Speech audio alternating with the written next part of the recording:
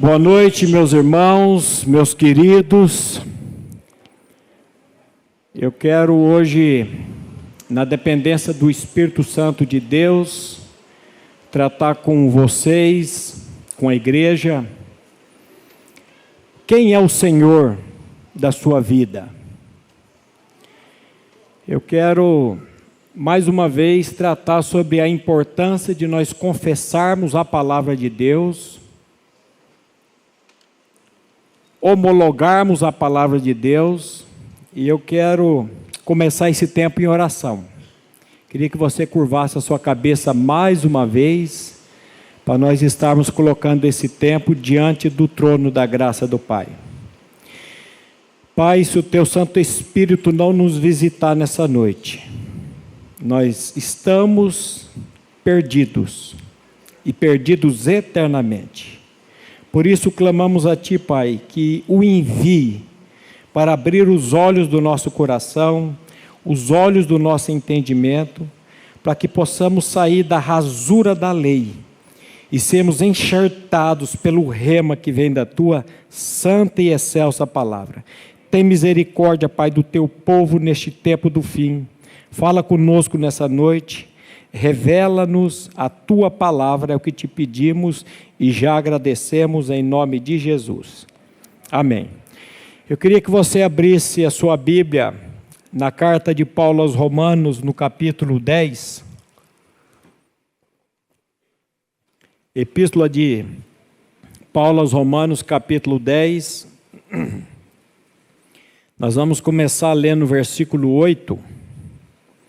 Quando a palavra de Deus nos diz assim, Romanos 10, 8. Todos acharam? Romanos 10, 8. Porém o que se diz, a palavra está perto de ti, na tua boca e no teu coração, isto é, a palavra da fé que pregamos. Se com a tua boca confessares a Jesus como Senhor, e em teu coração creres que Deus o ressuscitou dentre os mortos, serás salvo. Porque com o coração se crê para a justiça, e com a boca se confessa a respeito da salvação. Meus irmãos, nós estamos vindo agora em um mês que foi dedicado à família, onde terminou com essa festa maravilhosa dia 1º, vocês viram aí os vídeos, as fotos, e como eu disse aqui, eu quero mais uma vez tratar com os irmãos sobre a importância de nós confessarmos a palavra de Deus. Eu creio que nesse tempo do fim nós temos duas opções: ou nos agarramos, ou nos rendemos à palavra, e isso precisa de uma obra do Espírito nas nossas vidas, que nós não vamos nos agarrar por nós não vamos fazer, o Espírito que precisa depender disso, operar isso em nós. Então, ou nós clamamos a Deus para que o Espírito nos faça, nos agarrar, nos firmar nessa palavra, ou nós vamos sucumbir. Eu gosto muito quando o escritor aos Hebreus, ele diz no capítulo 2, no versículo 1, assim: por esta razão importa que nos apeguemos com mais firmeza ao quê? As verdades já ouvidas. Não é nada novo, eu não vou trazer nada de novo hoje para a igreja. Aliás, a Bíblia não tem nada de novo para trazer, a não ser o Evangelho. Eu sei que às vezes nós queremos uma novidade, nós gostamos de novidade. Às vezes eu vejo pessoas dizendo assim, nós precisamos de alimento sólido. Mas, meu querido, o que é alimento sólido, a não ser o Evangelho das insondáveis riquezas de Cristo? Você quer algo mais sólido do que o Evangelho? Não existe. Não existe algo mais sólido que o Evangelho. A maior necessidade nossa, a maior necessidade do ser humano é nascer de novo, é nascer do alto. Essa é a nossa maior necessidade. E eu vou dizer uma coisa para vocês, de uma coisa eu sei, quando a pessoa nasce de novo, ela cresce. O que uma criança física, quando nasce, precisa fazer para crescer? O que precisa fazer? Se alimentar, precisa comer, precisa se alimentar. E automaticamente, eu nunca vi uma mãe pegando um filho, esticando ele para ele crescer. Não, você dá o alimento e ele vai crescer. Quando nós nascemos de novo em Cristo, e eu quero trabalhar um pouco com isso hoje, o que é novo nascimento, como se nasce de novo. A pastora, eu já estou careca de ouvir isso. Pois é. O que uma pessoa, quando nasce de novo, ela precisa fazer para crescer? A palavra de Deus vai dizer. Pedro vai dizer, desejai ardentemente como crianças recém-nascidas, o genuíno leite espiritual, para que por ele vos seja dado o crescimento para a salvação. Eu preciso da palavra e nada mais do que a palavra, e a palavra vai fazer com que eu cresça. Eu gosto muito daquela expressão quando Pedro diz, graça e misericórdia, aliás, graça e conhecimento. Então eu preciso da graça de Deus e do conhecimento de Deus. E aonde nós vamos encontrar o conhecimento de Deus? Na Bíblia. Tiago, capítulo 1, versículo 22 a 25, tem alguns textos aqui que eu estou passando meio ligeiro, porque eu tenho muita coisa aqui para tratar, e eu não quero passar do horário. Eu sei que tem uns irmãos aí que eles já ligaram cronômetros, para ver o quanto tempo que vai gastar a pregação. Então, eu não vou chamar todos os textos, mas Tiago, capítulo 1, versículo 22 a 25, ele nos exorta aqui dizendo assim, tornai-vos, pois, praticantes da palavra, e não somente ouvintes, enganando-vos a vós mesmos. Porque se alguém é ouvinte da palavra e não é praticante, assemelha-se ao homem que contempla no espelho o seu rosto natural, pois a si mesmo se contempla e se retira. E logo se esquece de como era a sua aparência. Mas aquela que considera atentamente na lei perfeita, na lei da liberdade, e nela persevera, não sendo ouvinte negligente, mas operoso praticante, este será bem-aventurado no que realizar. Quando, meus queridos, que nós vamos deixar de ser ouvintes da palavra para sermos praticantes dela? Quando? Eu vou dizer para vocês, tão somente quando o Espírito Santo de Deus, por intermédio dessa mesma palavra, tirar dos nossos ouvidos, existe uma cera. Não é essa cera que você usa, às vezes, o cotonete, você às vezes vai no médico, no otorrino, e faz a limpeza. Existe uma cera do inferno, que a pessoa ouve e não escuta, olha e não enxerga. Eu creio que a maior necessidade da igreja nesse tempo do fim é conhecer verdadeiramente a obra de Cristo Jesus. E crer nela, não apenas eu conheço bem a doutrina do novo nascimento. Que bom que você conhece a doutrina do novo nascimento. Mas a doutrina do novo nascimento não salva ninguém. Eu preciso conhecer a doutrina do novo nascimento, mas eu preciso que o Espírito Santo me traga a revelação dessa doutrina. Você acha que lá no inferno você não vai encontrar pessoas? Eu não vou, porque eu não vou para lá. Mas se você for, espero que você não vá, em nome de Jesus. Espero que o Espírito Santo tire essa cera, tire as escamas dos olhos hoje, em nome de Jesus. Mas você vai encontrar pessoas no inferno que conhecem a doutrina do novo nascimento Eu tentei dizer essa palavra lá no grupo dos homens, eles tentaram me ensinar e agora eu escrevi ipsis literis. Vai conhecer a doutrina. Quinta-feira lá na Sofera, o Ivo que está sentado ali, ele veio conversar comigo e falou, escuta, Maurício, o que é esse negócio de arminiano e o que é esse negócio de calvinista? Eu falei, olha, a grosso modo, arminiano é uma doutrina que eles creem que você está salvo hoje, mas se você pisar na bola amanhã, se você cometer um pecado amanhã, você pode perder a salvação. O calvinismo é uma doutrina que uma vez salvo, sempre salvo. Mas eu disse para ele uma coisa interessante, você vai encontrar no inferno arminiano, você vai encontrar no inferno calvinista que não tiveram a revelação da pessoa e obra de Cristo Jesus. Você vai encontrar no céu arminiano, você vai encontrar no céu calvinista que tiveram a revelação da obra de Cristo. Então, cuidado com doutrina. Eu preciso da doutrina, não existe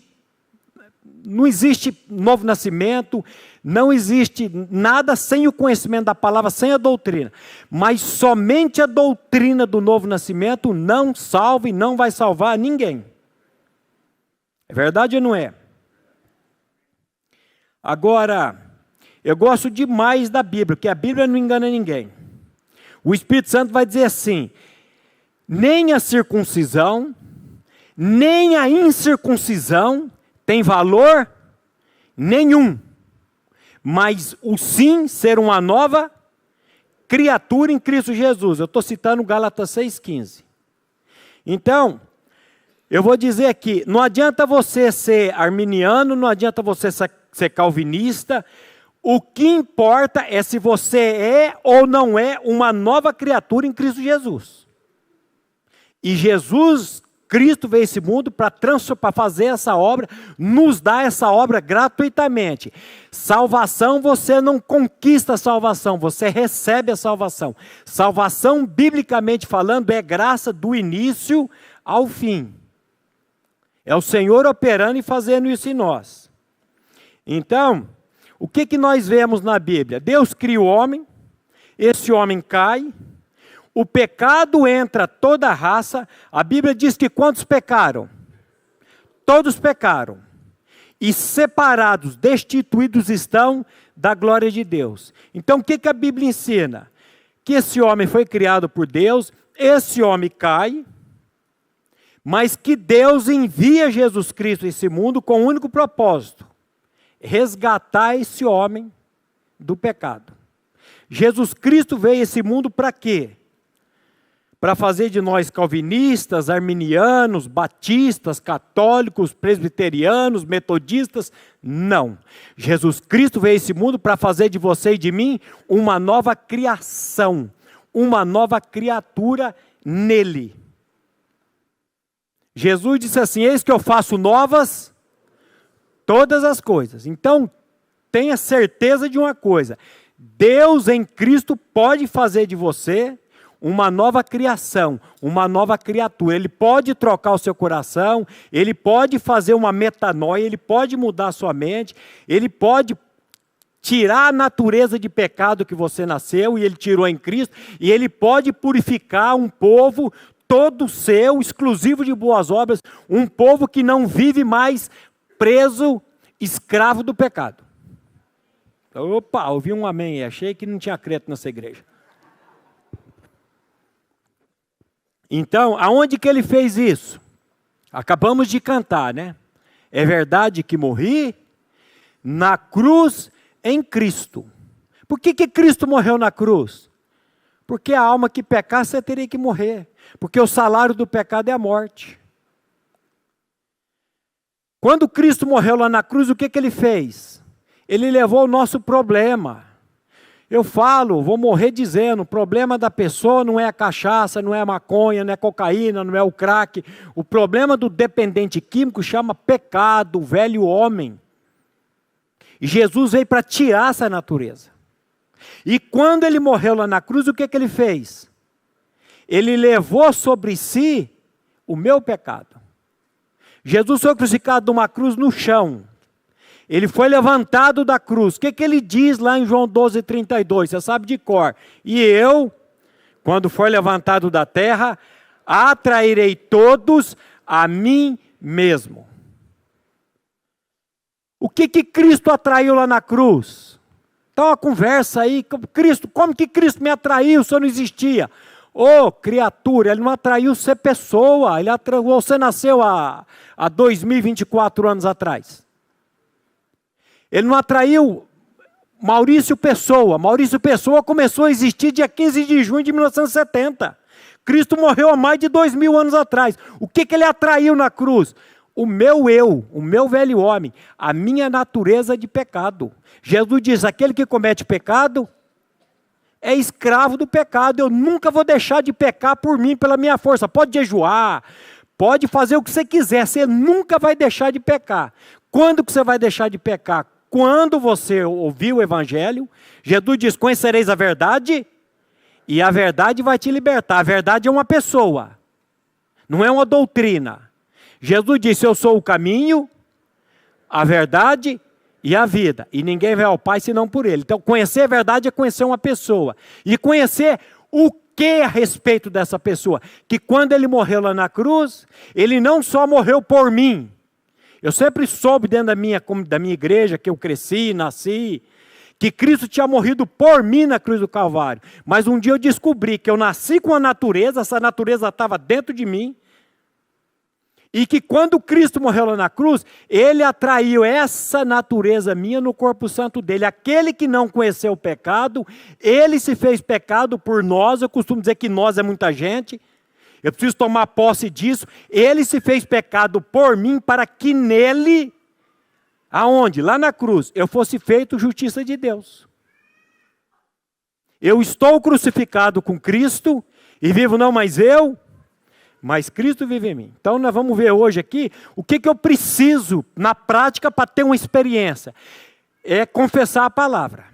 Mas vamos devagar. Volto a dizer, pastor Maurício, eu estou cansado de ouvir isso e continuar a mesma porcaria de sempre. Eu já vi algumas pessoas dizer isso para mim. Eu te dou aula de novo nascimento, eu conheço todos os versículos que falam novo nascimento, e eu não mudo, eu continuo a mesma porcaria. O que eu preciso fazer?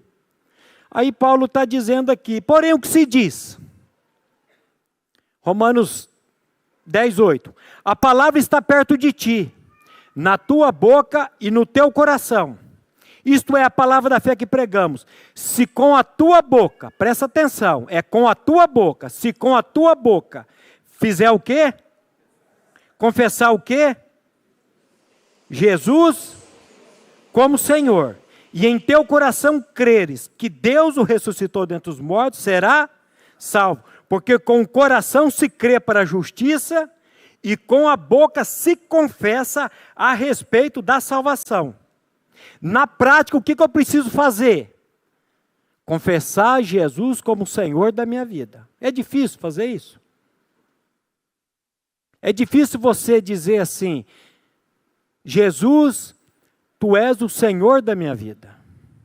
Quem que está na boleia da sua vida? Quem que dirige a sua vida? É você? Geralmente é a gente, né? E a gente gosta de ir. E tem gente que, além de dirigir a vida dele, ele quer dirigir a vida do outro também. Quando eu confesso, Jesus, Tu és o Senhor da minha vida, o que eu estou fazendo? Eu estou pegando a boleia e estou dizendo assim, Senhor. Porque Senhor é o quê? Senhor é aquele que está no controle, aquele que manda, não é? Quando eu confesso, Jesus, Tu és o Senhor da minha vida, eu estou dizendo, Senhor, eu quero que o Senhor controle a minha vida. Então, na prática, eu preciso confessar a Jesus como Senhor. Jesus veio para esse mundo para ser o quê? Lembra de Romanos 14, 8 e 9? Abra aí a sua Bíblia. Abra a sua Bíblia aí. Romanos 14, 8 e 9. Olha o que a palavra de Deus diz. Para quem que você vive? Para você ou para o Senhor? Olha o que ele diz aí. Porque se vivemos, para o Senhor vivemos. E se morremos, para o Senhor morremos. Quer, pois, vivamos ou morramos, somos do Senhor. Foi precisamente para este fim que Cristo morreu e ressurgiu, para ser o quê? Senhor, tanto de vivos como de mortos. Quem que é o Senhor da sua vida? Se vivemos, para o Senhor vivemos. Se morremos, para o Senhor morremos. Quer vivamos, quer morramos, somos do Senhor. Ele veio para ser Senhor. O que eu preciso? Confessá-lo como Senhor. Eu gosto sempre de dar esse exemplo de Gênesis, quando Deus cria as coisas, ele vai dizer lá, deixa eu achar aqui, no princípio criou Deus os céus e a terra se tornou sem forma, vazia e em trevas. E disse Deus, haja luz, e houve luz. O que nós vemos aqui? Que no caos, quando Deus fala, as coisas mudam. E quando você vê todo esse capítulo 1 de Gênesis, você vai encontrar, e disse Deus, e assim foi, e fez Deus, e criou Deus. Quando entra no capítulo 2, quando Deus cria o homem, aparece uma palavra assim, Senhor Deus. Por quê? Porque nós precisamos estar debaixo do senhorio de Cristo. Quando que a minha vida vai entrar no eixo? Quando que eu vou ter paz, alegria, paz que excede todo entendimento? Porque eu sempre falo para o pessoal nas clínicas, o mundo dá paz? Não, não dá. Como que não dá? Jesus disse que dá. Jesus não disse que o mundo dá paz? Jesus diz lá em João 14, deixo-vos a paz, a minha paz eu vos dou. Não vou lá dou, como o mundo dá paz, filho. Bota 2 milhões de dólares na minha conta, não vou nem falar em real, que faz um pix aí de 2 milhões de dólares na minha conta, você vai ver a alegria que eu vou ficar durante um tempo. Até acabar o dinheiro. Então, o mundo dá paz? Dá paz. Só que a paz do mundo, acabou o dinheiro, acaba a paz. Acabou a saúde, acaba a paz. Acabou a vida, acaba a paz. Perdeu o filho, acabou a paz. Perdeu a mulher, acabou a paz. Perdeu o marido, acabou a paz. Não estou falando que você não vai ficar triste. Espero que, quando o Senhor me levar, minha esposa fique triste. Espero. Mas se a paz dela, a alegria dela estiver nesse sujeito aqui, ela está perdida. A paz e a alegria dela tem que estar numa pessoa. E essa pessoa chama-se Jesus Cristo. Só Ele vai poder preencher essa eternidade que está no nosso coração. Nós estamos tratando aqui, amanhã nós vamos tratar com os pais aqui, da depressão de Jó. Nós estamos falando aqui de vários homens de Deus. Nós vimos aqui Salomão, vamos ver ainda a história de Salomão, um homem que teve servos e servas, um homem que mandou construir açudes, um homem que plantou bosque, um homem que plantou árvores frutíferas de toda espécie. Você sabe o que é isso naquela época? Quanto de dinheiro foi investido para fazer isso? Um homem que disse, tudo que os meus olhos viram e cobiçaram eu não os neguei. E ele começa o livro dele dizendo assim, vaidade das vaidades, tudo é vaidade. Ele termina o capítulo 12, versículo 7 ou 8 de Eclesiastes, dizendo, vaidade das vaidades, tudo é vaidade. Mas tudo. O que é vaidade? É correr atrás do vento.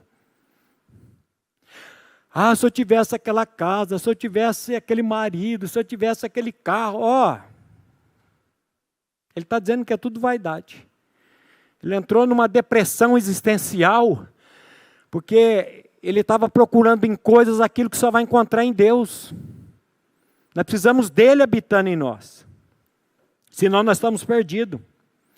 Mas quando Deus fala, alguma coisa acontece. Agora, por que que uns ouvem e outros não ouvem? Explica aí para mim. Por que que um ouve e crê, por que que o outro ouve e não crê? Eu não sei explicar. Quando você pega as 7 igrejas do Apocalipse, Éfeso, Esmirna, Pérgamo, Tiatira, Sardes, Filadélfia, Laodiceia, nas 6 igrejas Jesus diz o quê? Quem tem ouvidos para ouvir, ouça o que o Espírito diz às igrejas. Ele vai repetir durante 6 vezes isso. Quem tem ouvidos para ouvir, ouça o que o Espírito diz às igrejas. Porque tem gente que tem ouvido, mas não ouve, tem olho, mas não enxerga. Por isso que você precisa ouvir a mensagem, você precisa ouvir o evangelho, e você precisa clamar, pedir a Deus, Senhor, eu preciso do rema, eu preciso da revelação disso, por misericórdia. Por que que o fariseu saiu vazio? E por que que o publicano saiu cheio? Porque um chegou diante de Deus e disse, olha, eu te dou graças porque eu não sou como os demais homens, eu não sou adúltero, eu não sou roubador, eu jejuo 2 vezes na semana, eu dou os dias de tudo quanto possuo, e não sou como essa espécie miserável aí. E o que que o publicano fez? Ele batia no peito e nem ousava levantar os olhos no céu, dizendo, Deus tem misericórdia de mim porque eu sou pecador. Quantas vezes você fez isso diante de Deus? Quantas vezes você disse assim para Deus, Deus revela quem eu sou. Pastor, eu não tenho certeza do meu novo... Aqui tem uns irmãos aqui que falam assim, eu não sei, pastor, se eu sou eleita, se eu fui predestinada, ô boca do que eu vou dizer? Para de ficar, começa a confessar a palavra, começa a homologar a palavra. É a palavra que vai trazer segurança. Firma os meus passos na tua palavra. Começa a confessar a palavra. É a palavra de Deus que nós devemos confessar. Se tem uma coisa que o diabo gosta é de dúvida. Aliás, Judas vai dizer, apiedai-vos dos que estão na dúvida. Eu preciso confessar a palavra de Deus. Porque é a palavra que vai me trazer a revelação. Então tem gente que ouve e não escuta. Tem enxerga, olha, mas não vê. Como é que você faz isso? Aí eu até brinquei com a Sandra, ela estava aqui agora fazendo o curso, ela começou o curso da vez passada, e na metade do curso ela abandonou, é a esposa do Júlio Demari. Quinta-feira ela estava ali na Sofer, eles participam do estudo bíblico lá, e quinta-feira ela falou, pastor do céu, é só o Espírito mesmo. Eu falei, é só o Espírito mesmo, irmão. Eu ouvi essa palavra, vocês falavam do negócio da salvação pela graça, eu não entendia nada. Ela tem problema com álcool, e um dia, estava lá, no boteco, com a amiga, bebendo, de repente, me deu uma coisa, o que eu estou fazendo aqui? Uma voz, o que você está fazendo aqui? Eu falei, o que é isso? E ela virou para a amiga e falou, eu estou indo embora, o que aconteceu? Não sei. Pedi um Uber, foi para casa, chegou em casa, meu Deus, o que é isso? Começou a chorar. E ela falou, pastor, o Espírito me revelou. Eu falei, o Julião ficava, pastor, o que eu faço com a minha mulher? O que você faz, o que eu faço? O que nós podemos fazer? A não ser orar. Eu não tenho capacidade de ouvir, de abrir o entendimento de ninguém, quem tem o Espírito Santo, por meio da palavra. O que nós podemos fazer, o que eu posso fazer é lançar a palavra e dizer, Espírito Santo, assopra nesse vale de ossos secos. Ele que vai fazer. Mas ela falou em lágrimas lá na quinta-feira. Agora eu entendi. Eu falei, agora você entendeu, porque o Espírito Santo, ele que revela. Graças a Deus que é o Espírito Santo. Graças a Deus que é Ele. Mas quando Ele revela mesmo. Viu? Pode ter certeza disso. Pode ter certeza. E a Sandra passou por um problema cardíaco seríssimo. Foi 3 vezes para o centro cirúrgico. E os médicos voltou para casa, mandou de volta para casa. E o Julião, vou perder minha mulher, e o que eu faço? Eu falei, o que você faz, o que eu faço? Não podemos fazer nada. E aí um outro médico descobriu uma outra técnica, ela operou, fez, ficou boa. Eu falei, agora ela vai acordar para a vida. Ih, acordou nada. Passou pelo vale da sombra da morte, foi lambida pela morte e continuou na vida. Pastor, eu achei que agora ela ia. Calma, que não é no teu tempo, não é no meu tempo, é no tempo do Senhor. Até que no tempo dele, ele trouxe a revelação. Eu que não sou de chorar, quase que eu chorei lá na Sofer essa semana. Então, não tem como explicar. Nós cantamos uma música que nem o véu que separava já não separa mais. A luz que outrora apagada agora brilha e cada dia brilha mais. É um tempo que o Espírito Santo vem e tira o véu. O Espírito Santo vem, destapa os ouvidos e a pessoa ouve e crê no Evangelho. Você sabe como é que é o nome disso? Milagre de Deus. Graça de Deus operando na vida da pessoa. Ah, pastor, então não tem essa revelação. Não se avexe, filho. Dizem que cachorro de avexado nasce com os olhos fechados. Não fica avexado, não. Peça aquele que pode. Clama ao Espírito Santo de Deus, por misericórdia, revela essa palavra no meu coração. E você pode ter certeza que Ele vai fazer. Uma das coisas que você tem que fazer, filho, é botar a boca no pó. E dizer, Deus tem misericórdia de mim e me revela essa palavra. Se você não tem certeza ainda disso, né? Mas tem gente que fica procrastinando, né? Empurrando com a barriga. Por isso que o escritor aos Hebreus vai dizer assim, hoje, se ouvires a minha voz, não endureçais os vossos corações, como foi o povo lá na provocação do deserto. A Bíblia diz, hoje é dia de salvação. Então, hoje, se ouvires a minha voz, não endureçais. Como é que eu faço? Para não endurecer meu coração, é você ouvir a palavra e diante dele falar, Senhor, tem misericórdia de mim. E aí ele vai fazer a obra para a glória dele. Ele vai fazer a obra. As pessoas ficam atrás de teologia, de procurar quem fez isso. Ah, quem que escreveu a carta aos Hebreus? Eu descobri quem escreveu a carta aos Hebreus. Depois de acurada investigação, estudar vários teólogos, eu descobri quem escreveu. Foi o mesmo que escreveu a carta aos Gálatas, o mesmo que escreveu a carta aos Efésios, aos Coríntios, o mesmo que escreveu Mateus, Marcos, Lucas, João. Quem que é? O Espírito Santo de Deus. Quem vai dizer isso é Pedro. 2 Pedro 1,20. 2 Pedro 1,20. Olha o que a palavra de Deus diz aí. Olha lá, 2 Pedro 1,20, sabendo primeiramente isto, que nenhuma profecia da Escritura provém de particular elucidação, porque nunca jamais qualquer profecia foi dada por vontade humana. Entretanto, homens santos falaram da parte de Deus, movidos por quem? Pelo Espírito Santo. Quem escreveu a carta aos Hebreus foi o Espírito Santo. Para de ficar atrás de teologia, de querer conhecer, e quieta o coração na palavra de Deus. Quieta o coração. Agora vamos pegar 3 textos aqui. Hebreus 3:1. Hebreus 3:1, olha o que a palavra de Deus diz aí. Por isso, Hebreus 3:1. Por isso, santos irmãos, que participais da vocação celestial, considerai, de que maneira? Atentamente, o apóstolo e sumo sacerdote da minha confissão, nossa é muita gente, quem é? Jesus. Quem é o apóstolo e sumo sacerdote da sua confissão?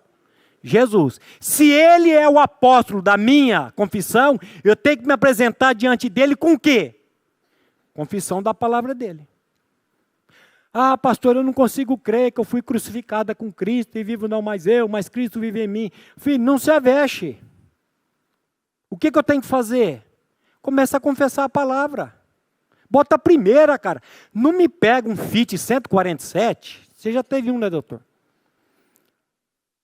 Fit 147 na subida e bota a terceira. Vai queimar a frição, você não vai sair do lugar, filho. Ele não tem potência. Você pegar uma BM, um carro que tem 300 cavalos, ele sai até em quinta se bobear. Mas não me pega um Fit 147, bota a terceira e tenta sair na subida, ele vai morrer. Vai sair fumaça, vai queimar a frição. Bota primeiro. O que eu tenho que fazer, pastor? Confessar a palavra de Deus. Pega textos da palavra de Deus que fala da sua crucificação com Cristo. Gálatas 2:20, Romanos 6:6, e começa a homologar, começa a confessar. Eu estou crucificada com Cristo e vivo não mais eu, mas Cristo vive em mim. O que você está fazendo? Você está confessando a palavra. Eu já disse aqui, eu tive um pai na fé que ele dizia, a confissão é estupim da bomba. A bomba está lá. Esse dia eu brinquei lá no acampamento, na chácara com o grupo de homens. Eu falei, vamos botar esse campo de futebol, e que existe uma idolatria naquele campo de futebol lá, que não pode pisar na grama, não pode fazer nada na grama. Falei, vamos encher de banana de dinamite lá, e vamos puxar um fio aqui, um pavio, e vamos riscar aquilo, e vamos... Aí o negócio vem, psss, daqui a pouco o negócio explode lá. Você lembra daquelas bombinhas traque que a gente pegava quando era moleque? Acendia, jogava e ficava, e daqui a pouco o negócio, saía uma fumaça, aí você ia lá, com medo, dava um chute, voltava, aí você falava assim, deu chabu. Falhou. É isso que acontece com muita gente. A pessoa começa confessando, não funciona mesmo.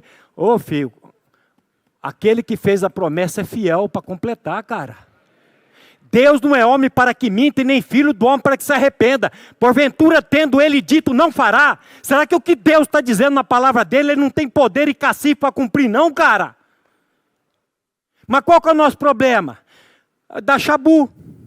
Começa, daqui a pouco para. Vai estudar na Bíblia a perseverança dos santos, cara. Começa a perseverar. Mas ainda não tinha. Tem gente que é rápido, tem gente que demora. Eu não sei explicar isso. Isso é os mistérios de Deus, o mistério do Evangelho. Mas vai confessando, ele está dizendo aí. Considerai atentamente o apóstolo e sumo da nossa confissão, Jesus. Ai, eu ando tão ansioso, tão preocupada, tão estressada. Ô, filho, calma, não sai em terceira não. Pega texto da palavra de Deus que fala sobre ansiedade. E começa a confessar. Começa a homologar. Vai confessando. Você vai ver como é que vai mudar o negócio. Você vai ver como é que a paz que excede todo entendimento vai invadir o coração. Eu não tinha certeza da minha salvação. Agora eu estou tão descansado. Eu estou tão... É por quê? Porque você está confessando a palavra. Agora, olha Hebreus 4,14. Hebreus 4,14.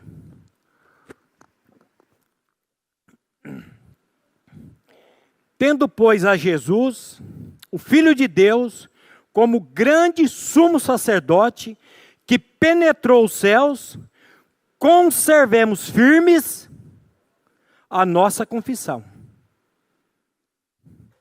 É o que eu disse aqui. Por que o negócio da chabu? Porque eu começo, mas aí eu paro, eu não conservo firme a minha confissão. E eu vou dizer para vocês, eu vou morrer dizendo isso, se nós soubéssemos o poder que a palavra de Deus tem, nós iríamos confessar essa palavra diariamente. Nós íamos proclamar essa palavra diariamente nas nossas vidas. Então o problema está aqui. Conservemos firmes a nossa confissão. Cristo morreu há 2000 anos atrás numa cruz. Eu nasci em 1970. Como que ele me atraiu se eu não existia? Eu vou começar a confessar a palavra. E eu costumo dizer, não coloca ponto de interrogação onde Deus colocou ponto final. Confessa a palavra. Confessa a palavra. Senhor, a tua palavra diz que o meu velho homem foi com Cristo crucificado, foi com seu Filho crucificado, para que o corpo, a natureza do pecado seja destruída, a fim de que eu não sirva mais ao pecado como escravo. A tua palavra diz isso, eu estou confessando a tua palavra. Santo Espírito, revela essa palavra no meu coração. É difícil fazer isso? Mas a gente não faz, sabe por quê? Porque o inferno não quer você confessando essa palavra. Porque quando você confessa, você é liberto. Aí a gente fica querendo procurar uma doutrina nova e querer descobrir quieta com a palavra está revelada. Mas aí vem o grande problema no 10:23, né? O que diz o 10:23? Guardemos firme a confissão da esperança. O que traz esperança no nosso coração mesmo? Paulo diz assim, tudo que outrora foi escrito, para o nosso ensino foi escrito, para que, pela paciência e pela consolação das Escrituras, tenhamos esperança. O que vai gerar esperança no nosso coração? As Escrituras, a palavra de Deus. Então ele está dizendo aqui, guardemos firmes a confissão da esperança, sem vacilar. Aí eu falo para os meninos lá, o problema meu e seu é esse, você é vacilão, cara. Você vacila, é vacilão. Começa bem, mas daqui a pouco vacila. Ele fala, por quê? Porque quem fez a promessa é fiel. Então nós temos um Deus que Ele tem palavra. Nós temos um Deus que o que Ele diz na palavra dEle, Ele cumpre. E eu preciso, dia a dia, day by day, olha, até o inglês saiu hoje, todo dia aqui, confessar essa palavra. Falei errado, não é day by day? Dia a dia? Aí os professores de inglês deixam chacoalhando a cabeça. Então é dia a dia confessar essa palavra, sem vacilar. Por quê? Porque quem fez a promessa é fiel. Ah, mas eu não entendi. Hoje a irmã saiu daqui e falou, pastor, foi muito boa a palavra do Bruno, mas é umas coisas que a gente não entende, né, direito, precisa ler de novo. Eu falei, pois é, a doutrina é assim, a gente precisa ler de novo mesmo. Esse negócio da lei. Eu falei, irmã, a Bíblia diz que a lei serviu de aio, de tutor, de pedagogo. A lei serviu de aio para nos conduzir a Cristo. A lei é igual raio-x, ela mostra o osso quebrado, mas ela não pode fazer nada por nós. A lei serve para voltar o pecado. A lei serve para chegar para o Senhor e dizer assim, não vem não, que você não vai conseguir cumprir. E mesmo que você cumpra 9, você escorregar em um, você é culpado de todos. Então não vem, a lei é santa, a lei não é errada. A lei é santa, ela é justa. Mas não tenta cumprir que você não vai conseguir. Fala o seguinte, o fim da lei é Cristo, para a justiça de todo aquele que crê. Nós temos um sumo sacerdote que veio para cumprir toda a lei. E ele cumpriu a lei. E agora ele habitando em nós, ele habitando em mim, eu falo, Senhor, é impossível de eu cumprir isso aqui. Mas, por tua graça, por tua misericórdia, opera isso na minha vida. E ele vai operando por graça. E você vai dizer, mas Senhor, é tão fácil. É fácil, porque é ele fazendo. E aquele que começou a boa obra em vós, ele há de aperfeiçoá-la até o dia de Cristo Jesus. Uma vez salvo, eternamente salvo. Nenhuma condenação há para os que estão em Cristo Jesus. Não existe perda de salvação na Bíblia não, meu querido. Deus não te dá a salvação, depois Ele toma a salvação, não. Ele dá e Ele sustenta. Mas e quando eu pisar na bola? Filho, você vai pisar na bola a vida toda. Mas Ele vai trabalhar na sua vida. Aquele que começou a boa obra em vós, há de aperfeiçoá-la até o dia de Cristo Jesus. Não é que você vai viver na prática do pecado, não é que você vai dizer assim, como diz Paulo, de lá onde abundou o pecado, superabundou a graça. Aí o que eles disseram? Vamos para a galera, vamos pecar bastante, vamos esfregar pecado no corpo, que Paulo está dizendo, quanto mais pecado eu tiver, mais graça eu vou ter. Aí Paulo vai responder lá, isso não tem graça não. Como viveremos no pecado nós que para ele morremos? Ou não sabeis que todos quantos fomos batizados em Jesus Cristo, fomos batizados na sua morte? Vai ter batismo aí, hoje teve mais uma lição, né? Vamos batizar vários irmãos aqui daqui uns dias. Mas se esse irmão que vai ser batizado aqui não creu no batismo da morte com Cristo, ele só vai tomar um banhozinho de água aqui. Ele precisa crer no batismo em Cristo. O batismo nas águas é uma ordenança bíblica e é um testemunho público que você vai dar perante a igreja, a família, os amigos, o inferno, os principados, as potestades, que você creu na sua morte e na sua ressurreição em Cristo. Mas ele não vai salvar você. O batismo que salva é o batismo que aconteceu lá na cruz há 2000 anos atrás. Então Paulo está dizendo aí o que se diz. A palavra está junto de ti. Na tua boca e no teu coração, isto é a palavra da fé que pregamos. Se com a tua boca confessares a Jesus como Senhor. Aí você sai daqui todo empolgado. Ai, Jesus, tu és o Senhor da minha vida. Jesus, tu és o Senhor da minha vida. Amanhã confessa mais uma meia dúzia. Terça-feira confessa mais umas 2 vezes. Quarta-feira já esqueceu. Chega no final de semana, não lembra de mais nada. Por isso que Paulo vai dizer, não me desgosta dizer-vos as mesmas coisas. É repetição, igual ensinar a criança. É repetir, repetir, repetir, até que aquilo seja internalizado. Agora, se o Espírito Santo não internalizar isso no seu coração, eu posso ficar aqui gritando, fazendo o ano todo. Mas eu creio que o Espírito Santo, ele é poderoso e ele pode. E a Bíblia diz que ele faz infinitamente mais além daquilo que pedimos ou pensamos. Ele pode fazer isso na sua vida e na minha vida. Então eu queria que você curvasse a sua cabeça agora. E nós vamos orar a Deus, ao Espírito Santo. Se você ainda não tem convicção, se você ainda não tem a certeza do seu novo nascimento, da vida de Cristo, é agora você e o Espírito Santo de Deus. Você vai orar pedindo que Ele revele essa palavra no seu coração. E você vai fazer uma oração confessando, Jesus, Tu és o Senhor da minha vida. Eu vou dar um minutinho para você orar e vamos orar em seguida. Pai, uma vez mais estamos diante do Teu trono de graça e de misericórdia. Pedindo, Pai, clamando que o Teu Santo Espírito venha trazer aos nossos corações a revelação daquilo que Cristo fez na cruz por nós.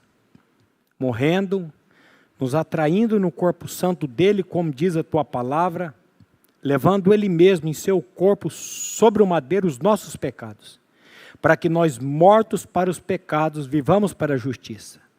Pai, revela essa palavra no coração de quem ainda não tem essa convicção e essa certeza.